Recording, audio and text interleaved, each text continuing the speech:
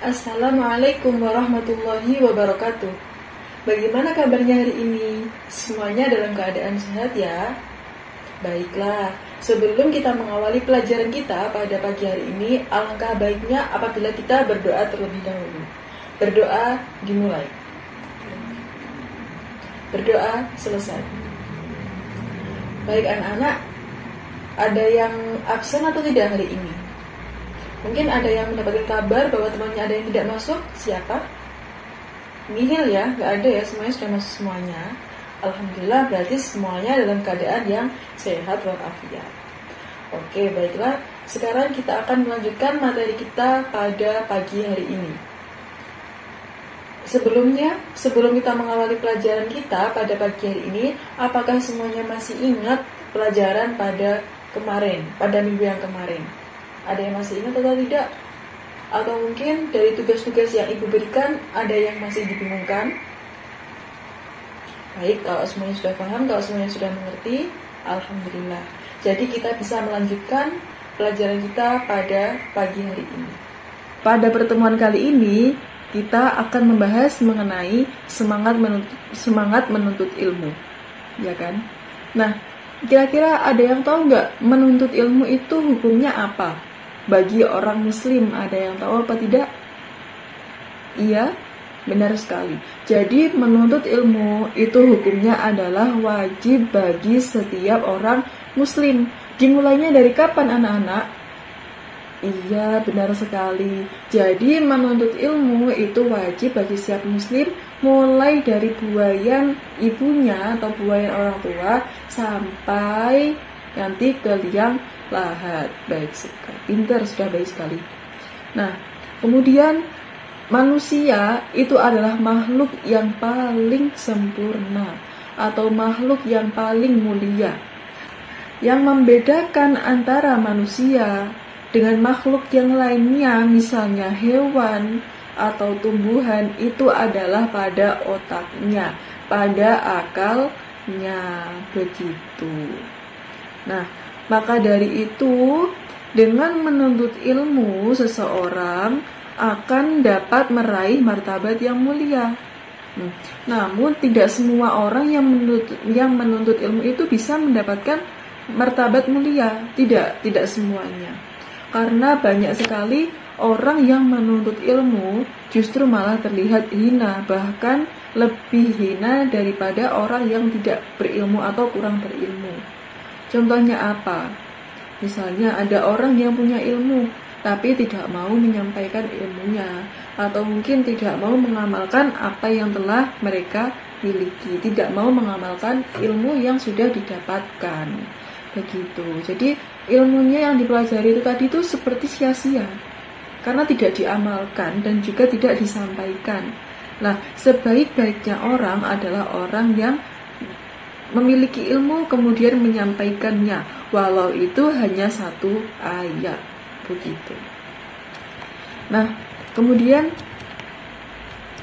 seseorang yang berilmu akan meraih martabat mulia apabila mampu menjadikan ilmu yang dimilikinya bukan hanya bermanfaat untuk dirinya sendiri, tapi terus bermanfaat untuk siapa dong? Jadi bisa bermanfaat untuk dirinya sendiri dan juga bisa bermanfaat untuk orang lain. Nah, dan lebih diutamakan untuk mengajarkan ilmu kepada orang yang membutuhkan dan menginginkannya. Jadi kalau kita itu punya ilmu, mengetahui ilmunya, mengetahui teorinya, alangkah baiknya apabila kita itu menyampaikan supaya apa yang kita pelajari itu menjadi bisa lebih bermanfaat lagi. Sebagaimana Allah itu berfirman dalam Quran surat Abasa ayat 1 sampai ayat 10. Iya, bagus. Ada yang bisa enggak? Ada yang hafal enggak surat Abasa ayat 1 sampai 10 itu bunyinya bagaimana? Yang bisa silahkan angkat tangan. Silakan, baik. Ya, benar sekali. Tadi sudah dibacakan oleh Mbak Putri mengenai surat Abasa. Ya kan? Sekarang kita pelajari isi kandungan dari surat Abasa itu tadi. Sebagaimana Allah berfirman di dalam Al-Quran surat Abasa ayat 1 sampai 10. Di dalam surat Abasa itu, Allah memerintahkan Nabi agar tidak berpaling dari orang yang ingin membersihkan jiwanya, membersihkan diri dari akhlak tercela, serta ingin mendapatkan ilmu. Dan juga agar Nabi Muhammad tidak selalu atau tidak terlalu berharap agar para pemuka Quraisy masuk Islam. Karena Allah Maha memberi hidayah kepada siapapun yang Allah kehendaki. Allah juga memerintahkan kepada Nabi Muhammad SAW supaya tidak membeda-bedakan dalam memberi peringatan kepada seseorang. Akan tetapi, hendaknya menyampaikan secara adil siapa saja, tidak membedakan kaya atau miskin, pejabat atau rakyat biasa, pinter atau bodohnya, itu tidak boleh membeda-bedakan. Karena kita itu lebih baik harus menyambut orang yang membutuhkan ilmu daripada orang yang tidak membutuhkan. Jadi kalau misalnya ada orang ingin mengetahui ilmu dan dia itu sangat antusias, maka kita harus mengajarinya. Kalau kita punya ilmunya atau kita paham, maka kita harus menyampaikan. Dan kalau seperti itu, hukumnya menjadi wajib untuk menyampaikan ilmu supaya tidak terjadi kemungkaran di muka bumi.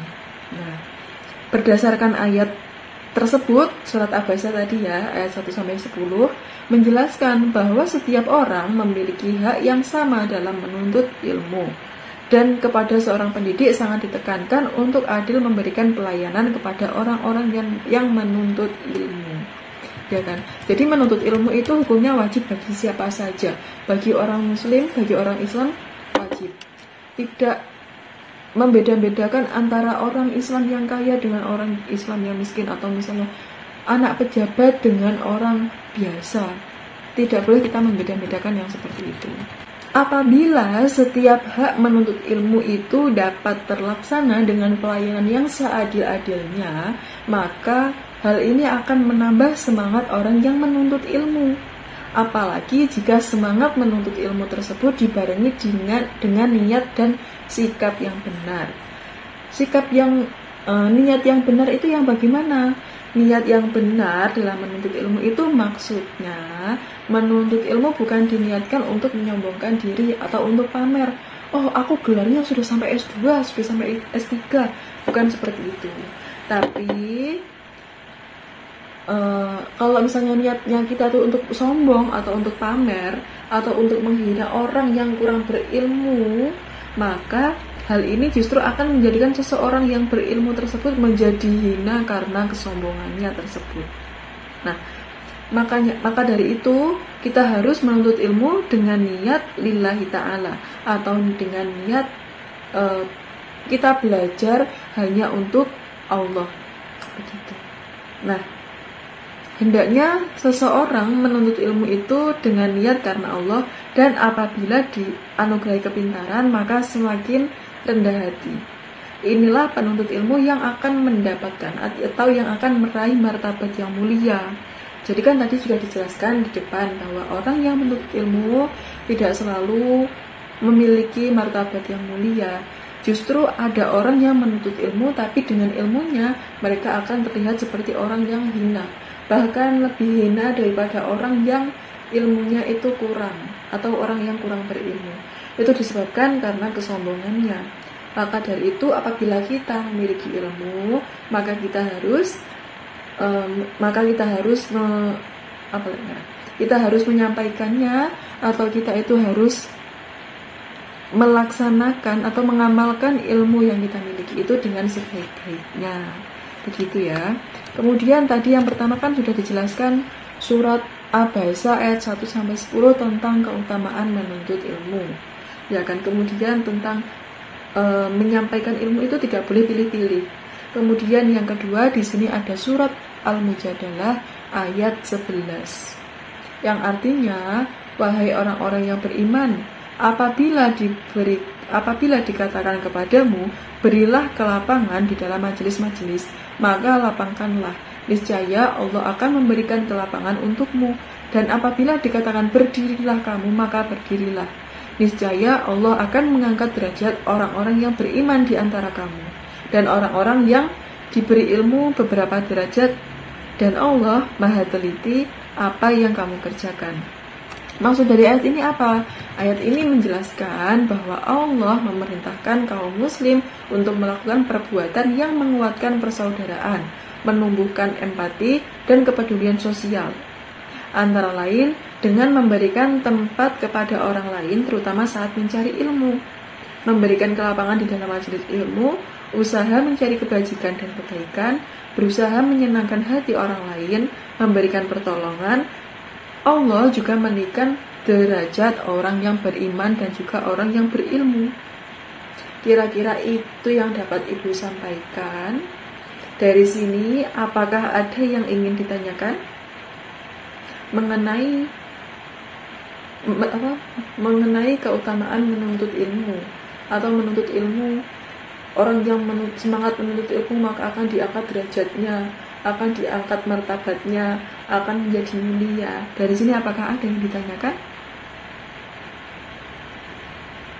Baik, kalau semuanya sudah paham, sudah mengerti, sudah tidak ada yang ditanyakan, maka akan Ibu akhiri pertemuan kita pada pagi hari ini.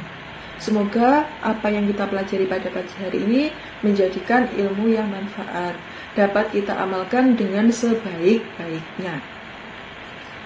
Nah, sebelum kita tutup pelajaran atau pertemuan kita pada pagi hari ini, Ibu akan memberikan tugas kepada kalian, yakni menghafalkan surat Abasa ayat 1-10 dan juga surat Al-Mujadalah ayat 11. Besok pada pertemuan yang akan datang, silahkan disetorkan satu-satu, karena itu nanti akan menambah poin nilai kalian. Kira-kira begitu ya. Baik, sebelum ditutup lagi, ada nggak yang mau menyampaikan ilmu yang sudah didapat pada hari ini? Yang mau menjelaskan atau mengulas secara singkat apa yang telah kita pelajari pada pagi hari ini? Baik, silahkan. Benar sekali. Jadi menuntut ilmu itu hukumnya wajib ya anak-anak bagi setiap orang muslim, mulai dari masih dalam kandungan ibunya sampai ketika nanti sudah di liang lahat. Itu hukumnya wajib bagi setiap orang muslim. Jadi kalau orang gak mau menuntut ilmu, berarti itu orangnya berdosa. Begitu ya. Kemudian dalam Quran surat Abasa ayat 1-10 tadi, kita tidak boleh membeda-bedakan dalam menuntut ilmu. Semuanya, baik kaya atau miskin, anak pejabat atau anak orang biasa, itu wajib menuntut ilmu dan berhak untuk mendapatkan ilmu yang baik atau mendapatkan pendidikan yang selayaknya. Kemudian di dalam surat Al-Mujadalah ayat 11 dijelaskan bahwa orang yang memberikan tempat kepada orang-orang yang ingin menuntut ilmu, maka Allah akan tinggikan derajatnya. Kurang lebih seperti itu anak-anak. Jangan lupa dihafalkan surat Abasa ayat 1-10 dan juga surat Al-Mujadalah ayat 11. Ibu akhiri pertemuan kita pada pagi hari ini. Kurang lebihnya saya mohon maaf yang sebesar-besarnya. Wassalamualaikum